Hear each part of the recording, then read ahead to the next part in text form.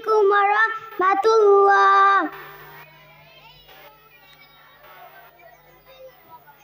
নামাজে সুন্নতে মুআক্কাদা বারোটি, দুই হাত উঠানো দুই হাত বাঁধা, সানা পড়া, আউযু বিল্লাহ পড়া, বিসমিল্লাহ পড়া, সূরা ফাতিহার শেষে আমিন বলা, প্রত্যেক উঠা বসে আল্লাহু আকবার বলা, রুকুর তাসবিহ পড়া, সুবহানা রাব্বিয়াল আযীম, রুকুতে উঠিবার সময় সামি আল্লাহু লিমান হামিদা রব্বানা লাকাল হামদু বলা, সিজদার তাসবিহ পড়া, সুবহানা রাব্বিয়াল আলা, দুরূদ শরীফ পড়া, দোয়ায়ে মাসুরা পড়া।